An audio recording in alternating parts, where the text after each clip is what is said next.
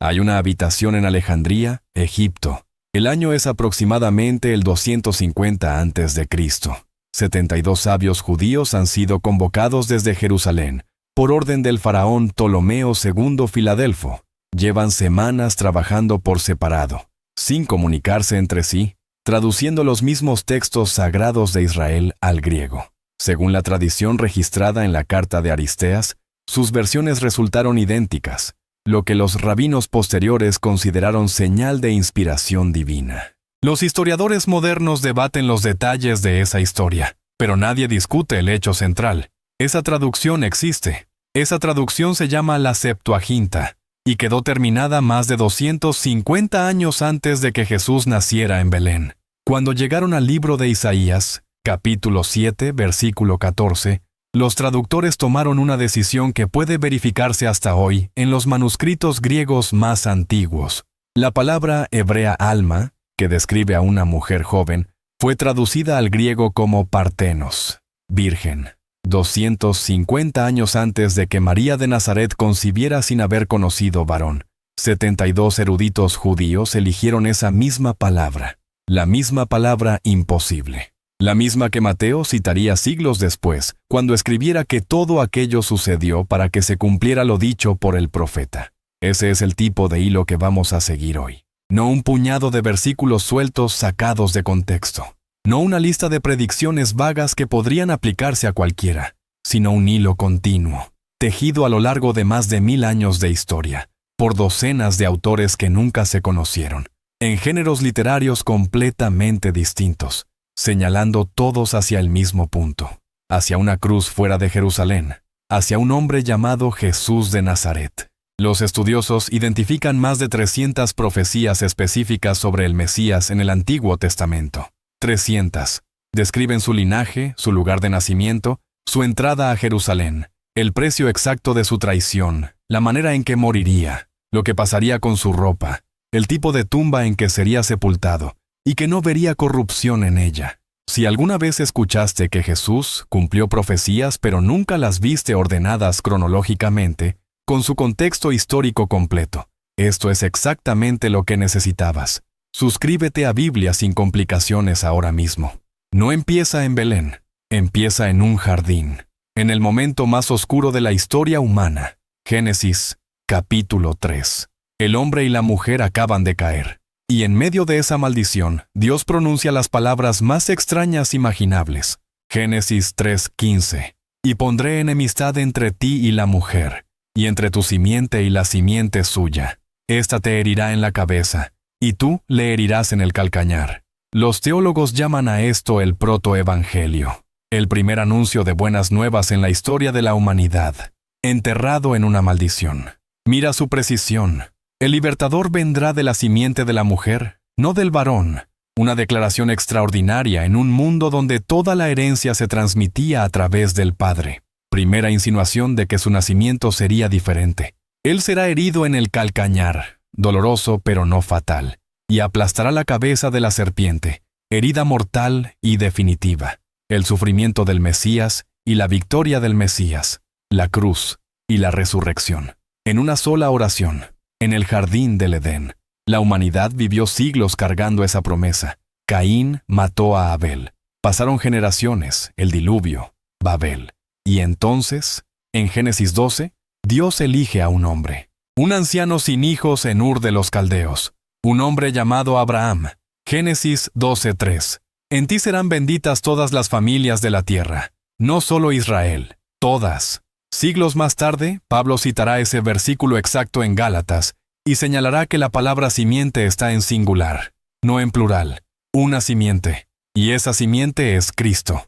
La promesa del Edén ahora se estrechó a Abraham específicamente. De los millones de seres humanos en la tierra, Dios eligió una familia, un anciano en Mesopotamia.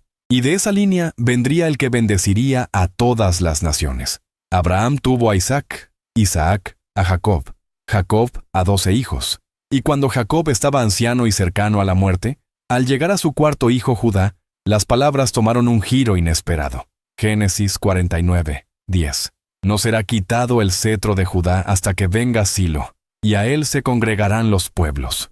Primera profecía que identifica la tribu del Mesías. No Rubén, el primogénito. No José, el favorito. Judá. El hilo se estrechó desde toda la humanidad hasta Abraham, hasta la tribu de Judá. La promesa no se dispersa, se concentra, como un telescopio que va enfocando hasta que solo queda una imagen nítida. Antes de continuar, si este estudio ya está cambiando la manera en que ves las Escrituras, comparte este video ahora mismo con alguien que piense que la Biblia es un libro lleno de contradicciones. Lo que viene a continuación es muy difícil de explicar sin hablar de un autor divino. En el libro de Deuteronomio, cuando Moisés prepara al pueblo para entrar en la tierra sin él, hace una promesa que Israel llevaría en su memoria durante siglos. Deuteronomio 18:15. Profeta de en medio de ti, como yo, te levantará Jehová tu Dios. A él oiréis.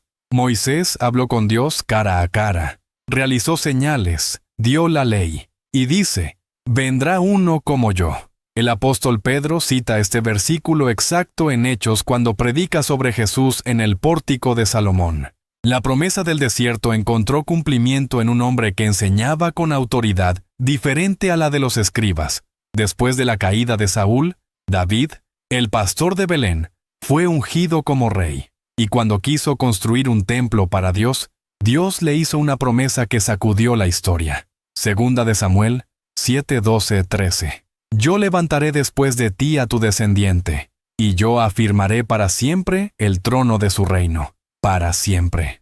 Salomón construyó el templo pero murió. El reino se dividió. El norte cayó ante Asiria, el sur ante Babilonia. Parecía que la promesa había fallado, pero los profetas no podían dejar de hablar de ella, porque Dios había dicho para siempre. Ahora llegamos a los profetas escritores. Estos son los hombres cuyas palabras ocupan el último tercio del Antiguo Testamento. Y ellos hablan del Mesías con una especificidad que, cuando la ves por primera vez, literalmente te quita el aliento. El año es aproximadamente el 740, antes de Cristo.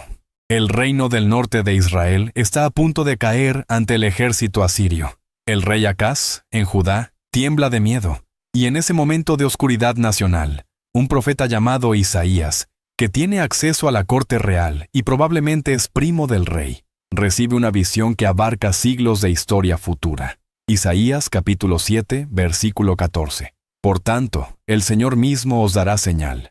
He aquí que la Virgen concebirá, y dará a luz un hijo, y llamará su nombre Emmanuel. Emmanuel, Dios con nosotros. No un rey poderoso con nosotros, no un ángel con nosotros. Dios con nosotros.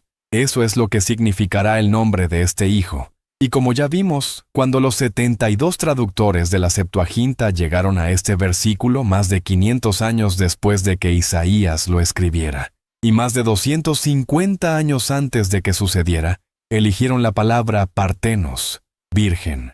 En el capítulo 9, versículos 6 y 7, el retrato se expande a algo que parece casi imposible para un texto del siglo VIII antes de Cristo, porque un niño nos es nacido, hijo nos es dado, y se llamará su nombre admirable, consejero, Dios fuerte, Padre eterno, príncipe de paz, sobre el trono de David y sobre su reino. Dios fuerte en hebreo es El Gibor, el mismo nombre que Isaías usa para Yahvé en el capítulo 10. Este niño comparte el nombre divino. Isaías no habla de un gran rey humano.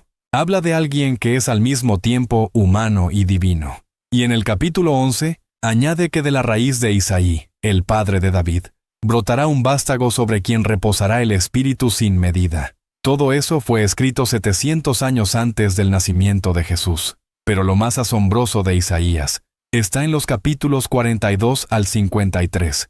Ahí aparece una figura que los rabinos no podían reconciliar con la imagen del rey conquistador que esperaban. La llaman el siervo sufriente. Y lo que Isaías escribe sobre él es tan detallado, tan específico, tan cinematográficamente preciso, que cuando lees estos capítulos con el relato de la crucifixión del Evangelio de Juan en mente, la piel se te pone de gallina. Lee estas palabras despacio. Fueron escritas 700 años antes de la crucifixión.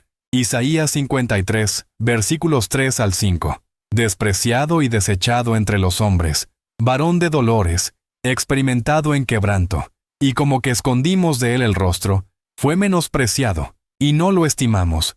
Ciertamente llevó él nuestras enfermedades, y sufrió nuestros dolores, y nosotros le tuvimos por azotado, por herido de Dios, y abatido. Mas el herido fue por nuestras rebeliones, molido por nuestros pecados. La palabra hebrea que se traduce como herido es chalal. Significa atravesado, perforado. La palabra que se traduce como molido es daká, el término para el grano aplastado bajo una piedra de moler. Isaías 53:9 dice, «Y se dispuso con los impíos su sepultura, mas con los ricos fue en su muerte. Murió entre criminales». Eso es lo que dice la primera cláusula. Fue sepultado con los ricos. Eso es lo que dice la segunda. Y José de Arimatea, miembro del Sanedrín y hombre rico, fue a pedir el cuerpo a Pilato y lo depositó en su propia tumba nueva.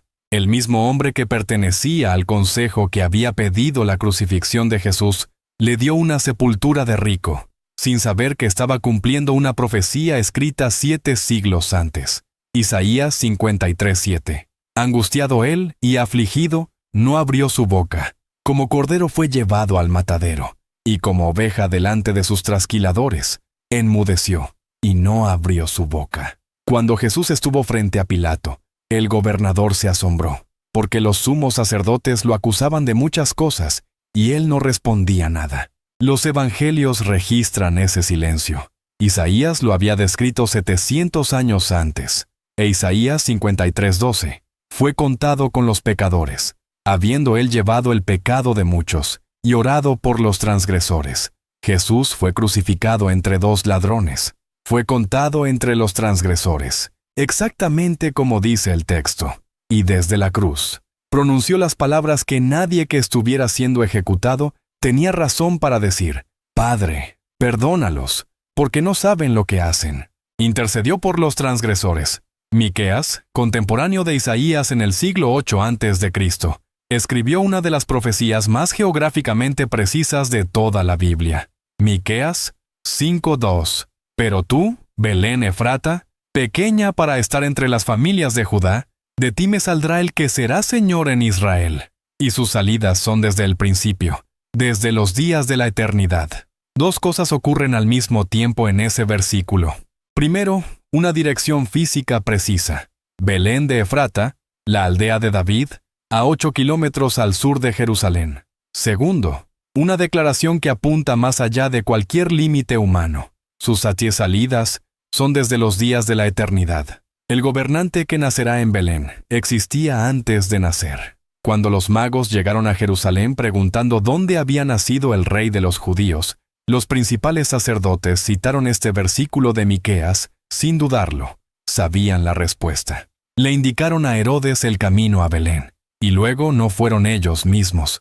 Se quedaron en Jerusalén mientras unos astrónomos extranjeros viajaban a adorar al niño profetizado en sus propios libros sagrados. Jeremías profetiza en Jerusalén mientras los ejércitos de Babilonia se aproximan, y en medio de esa oscuridad recibe un mensaje de esperanza futura. Jeremías 31:31, 34. He aquí que vienen días, dice Jehová, en los cuales haré nuevo pacto con la casa de Israel, no como el pacto que hice con sus padres.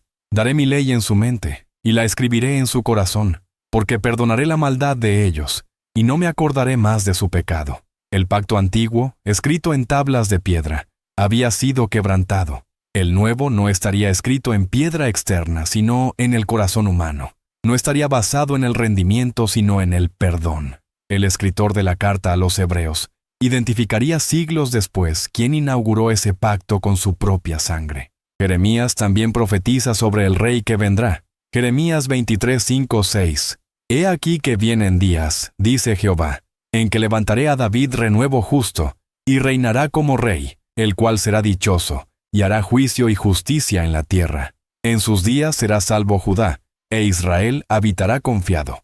Y este será su nombre con el cual le llamarán Jehová, justicia nuestra. El nombre dado al rey que viene es Yahvé Tzidkenu, el Señor, justicia nuestra. Yahvé, el nombre sagrado de Dios.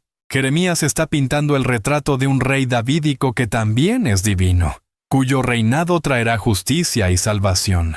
7 siglos antes de Jesús. 2 características que parecían imposibles de reconciliar: humanidad total y divinidad total. Aparecen descritas juntas en una sola persona. Ahora llegamos a uno de los momentos más extraordinarios del Antiguo Testamento. Un judío en cautiverio en Babilonia, llamado Daniel, recibe del ángel Gabriel la profecía más matemáticamente precisa que cualquier profeta haya recibido jamás. Una que ha asombrado a historiadores y teólogos durante 25 siglos. Daniel 9:24-26. 70 semanas están determinadas sobre tu pueblo y sobre tu santa ciudad, para terminar la prevaricación, y poner fin al pecado y expiar la iniquidad, para traer la justicia perdurable, y sellar la visión y la profecía, y ungir al Santo de los Santos. Sabe, pues, y entiende, que desde la salida de la orden para restaurar y edificar a Jerusalén hasta el Mesías príncipe, habrá 7 semanas, y 62 semanas. Y después de las 62 semanas, se quitará la vida al Mesías, mas no por sí. Las semanas aquí son semanas de años. 70 grupos de 7 años cada uno, que suman 490 años en total. El punto de partida es la orden para restaurar y reconstruir Jerusalén. La mayoría de los eruditos conservadores identifican ese decreto como el de Artajerjes a Nehemías, registrado en Nehemías capítulo 2, en el mes de Nisán del año 20 del reinado de Artajerjes. Ese año se sitúa aproximadamente en el 445 a.C., aunque hay debate entre estudiosos sobre cuál de los decretos persas sirve como punto de inicio exacto. Desde ese punto de partida, 483 años proféticos de 360 días cada uno. Los cálculos llevan al período del ministerio público de Jesús y su crucifixión. Una profecía numérica de precisión casi astronómica, escrita más de 500 años antes. Y fíjate en el detalle final. Se quitará la vida al Mesías, mas no por sí. La muerte no será por sus propios crímenes. Será sustitutoria. La misma idea de Isaías 53, reforzada aquí por un autor diferente, en una generación diferente. Avanzamos al periodo posterior al exilio. El pueblo ha regresado de Babilonia. Zorobabel ha liderado la reconstrucción del templo. Y un profeta llamado Zacarías comienza a recibir visiones nocturnas que forman uno de los textos proféticos más densos y asombrosos de todo el Antiguo Testamento. En los capítulos 9 al 14, Zacarías describe escenas que solo tendrán sentido cuando sean leídas a la luz de la semana de la Pasión. Zacarías 9:9 describe al rey que llega a Jerusalén no en un caballo de guerra, sino sobre un asno, humilde, justo y salvador. Los reyes llegaban en caballos, los hombres de paz en asnos. Los 4 evangelios registran la entrada triunfal de Jesús sobre un asno que nunca había sido montado. Juan 12:15 cita explícitamente este versículo, una imagen pintada 500 años antes. Zacarías 11:12-13 menciona exactamente 30 piezas de plata como precio de traición, devueltas después al tesoro del templo. 30 era el precio de compensación establecido en Éxodo 21:32, para el caso de un esclavo muerto accidentalmente, la vida de un siervo valorada en 30 siclos de plata. Eso es lo que la élite religiosa de Israel pagó por entregar al que decían ser el enviado de Dios. Judas Iscariote recibió exactamente esa cantidad. Arrepentido, la devolvió. Los líderes no podían ponerla en el tesoro por ser precio de sangre. La usaron para comprar el campo del alfarero. Mateo 27:3 o 10 registra todo eso y señala que sucedió para cumplir lo dicho por el profeta. Zacarías 12:10 es uno de los versículos más teológicamente densos del Antiguo Testamento. Dios está hablando, y Dios dice, en primera persona, y derramaré sobre la casa de David, y sobre los moradores de Jerusalén, espíritu de gracia y de oración, y mirarán a mí a quien traspasaron. Dios es el que habla, Yahvé, y dice que será traspasado. A mí, a quien traspasaron. El que habla es divino. El que es traspasado es el mismo que habla. Y cuando lo vean, llorarán como se llora a un hijo único, al primogénito. Algo sobre la contemplación de esa herida producirá un arrepentimiento que ningún sermón pudo producir. El apóstol Juan, al pie de la cruz, vio cuando el soldado romano atravesó el costado de Jesús con una lanza. Y en Juan 19:37, escribe que eso sucedió para que se cumpliese la escritura que dice: mirarán al que traspasaron. Malaquías es el último profeta del Antiguo Testamento. Escribe alrededor del año 430 a.C. Después de él, vendrán 400 años de silencio profético. 400 años sin que ningún profeta hable en Israel. Y las últimas palabras que Dios dice antes de ese silencio son una promesa de que el silencio no durará para siempre. Malaquías 3:1. He aquí, yo envío mi mensajero, el cual preparará el camino delante de mí, y vendrá súbitamente a su templo el Señor, a quien vosotros buscáis, y el ángel del pacto, a quien deseáis vosotros. He aquí viene, ha dicho Jehová de los ejércitos, 2 mensajeros. El primero prepara el camino. El segundo es el Señor mismo que llega a su templo. Jesús aplicó el primer mensajero a Juan el Bautista en Mateo capítulo 11. Este es aquel de quien está escrito: He aquí, yo envío mi mensajero delante de tu faz, el cual preparará tu camino delante de ti. Y cuando Jesús entró al templo durante la semana de la Pasión, y volcó las mesas de los cambistas, estaba cumpliendo de manera literal la segunda parte del versículo. El Señor llegó súbitamente a su templo, justo como Malaquías había dicho. Pero no hemos terminado, porque antes de los profetas escritores, antes de Isaías y Jeremías, y Daniel y Zacarías, había un poeta, un guerrero que también era músico, un hombre que fue llamado el dulce cantor de Israel, David. Y en sus salmos, escritos aproximadamente 1000 años antes de la crucifixión, encontramos los detalles más específicos y más perturbadores de toda la historia de la profecía mesiánica. Suscríbete a Biblia sin complicaciones ahora mismo, porque lo que viene a continuación es lo que dejó sin palabras a los primeros discípulos. El Salmo 22 comienza con las palabras que Jesús pronunció desde la cruz. Dios mío, ¿por qué me has desamparado? Exactamente las palabras de Mateo 27:46.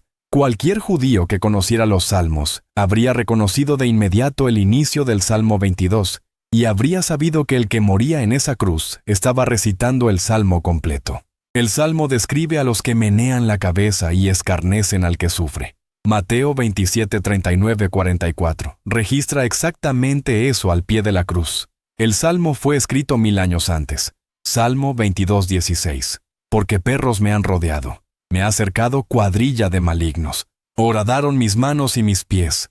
Horadaron. Ese es el verbo. Hay un debate textual real y documentado sobre esta palabra. El texto masorético hebreo estándar dice kaari, que puede leerse como un verbo truncado o como la palabra para león. La Septuaginta, la traducción griega del siglo III a.C., la traduce como oruxán. Cavaron, atravesaron. Y entre los manuscritos del Mar Muerto, hay un manuscrito del Salmo 22 específicamente, catalogado como 11 QPSA y datado en el siglo I a.C., que usa la forma kaaru, apoyando la lectura de perforar o cavar. Siglos antes de que la crucifixión romana fuera practicada en Judea, el Salmo 22 describía la muerte de alguien con las manos y los pies atravesados. Salmo 22, 17, 18. Puedo contar todos mis huesos. Con ojos me miran y me observan.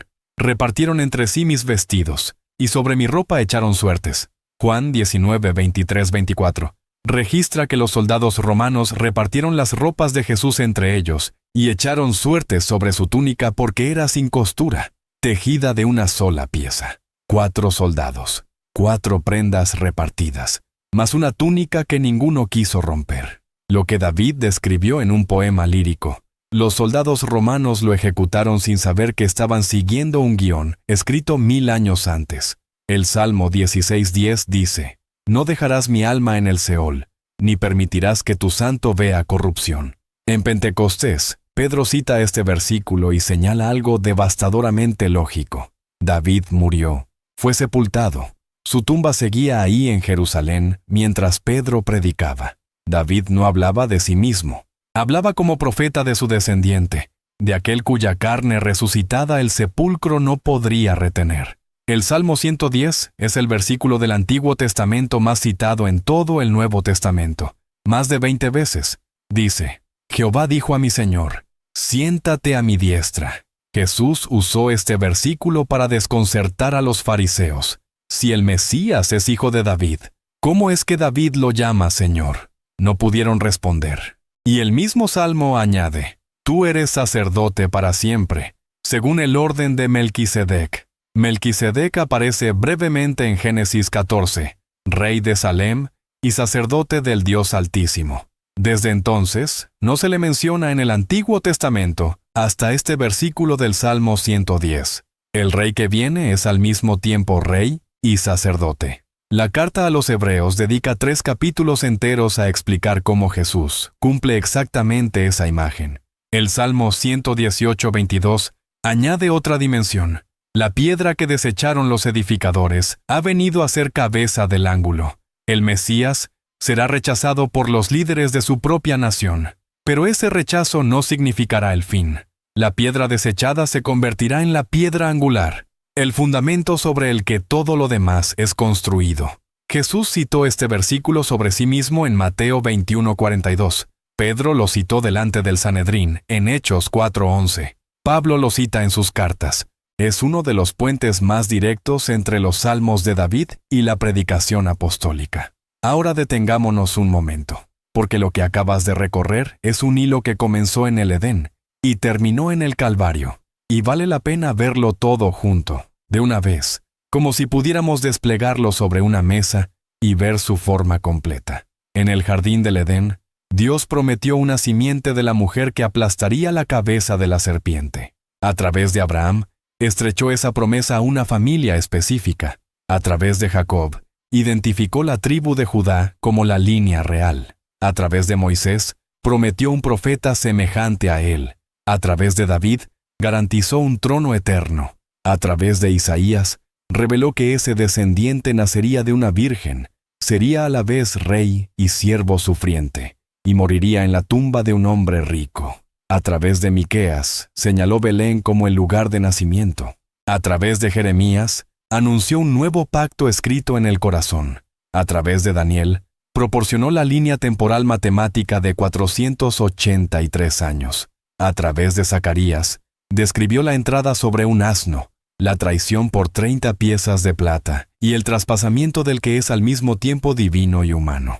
A través de Malaquías, prometió el mensajero precursor. Y a través de David, en los Salmos, detalló la crucifixión, las manos y los pies atravesados, los vestidos repartidos por suertes, el abandono de Dios y el cuerpo que no vería corrupción en el sepulcro. Todo eso escrito por más de 30 autores distintos, a lo largo de más de 1000 años de historia, sin coordinación entre ellos, en géneros literarios completamente diferentes: ley, historia, poesía, profecía. Y todos apuntando, con precisión creciente, al mismo hombre, en el mismo lugar, en el mismo momento de la historia.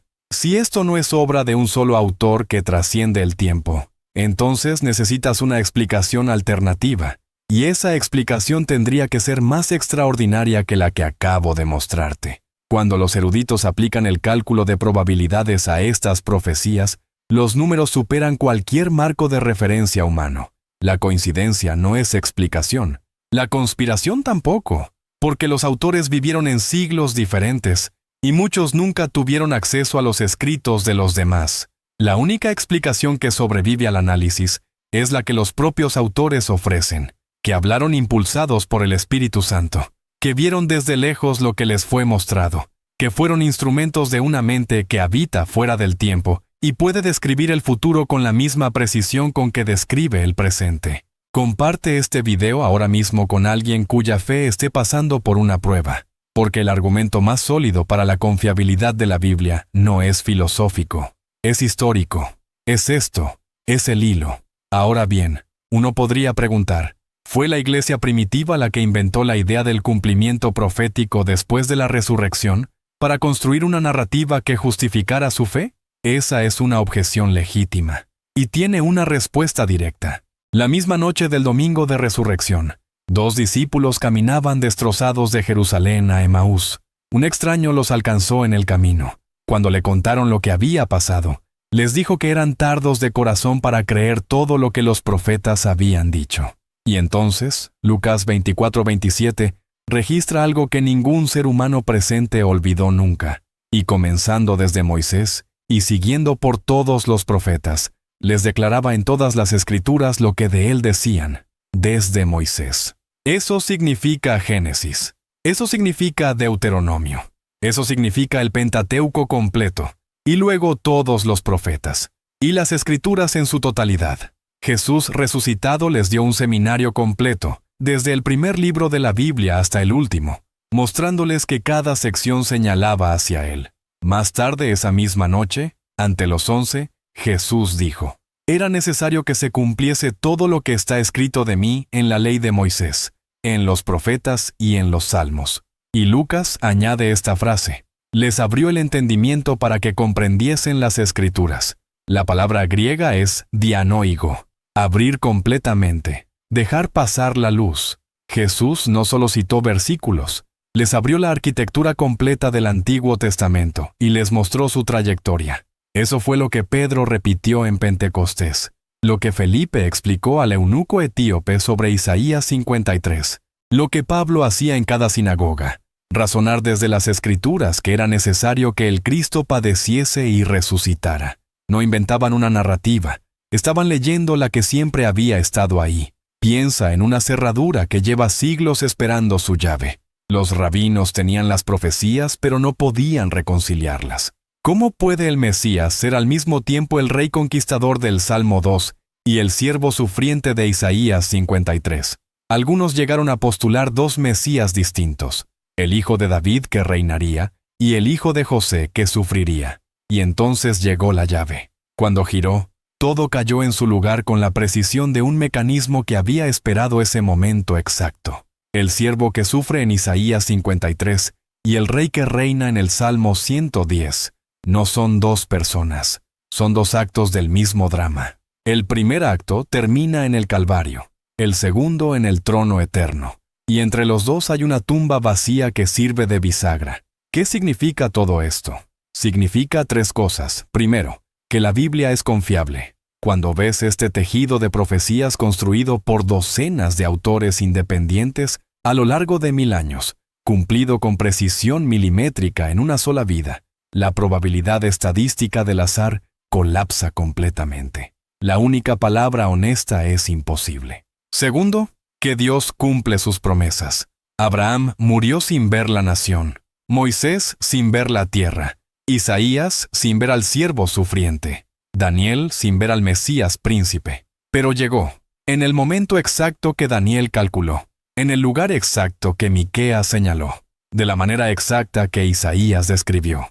El Dios que cumplió cada promesa sobre la primera venida, cumplirá cada promesa sobre la segunda. Tercero, que el Evangelio no es una idea nueva. La buena noticia de un sustituto que carga el castigo que otros merecen está enterrada en el jardín del Edén, en el Cordero de la Pascua, en el siervo de Isaías, en el traspasado de Zacarías. Es una sola historia con un solo autor. Recuerda el momento en que el velo del templo se rasgó de arriba a abajo.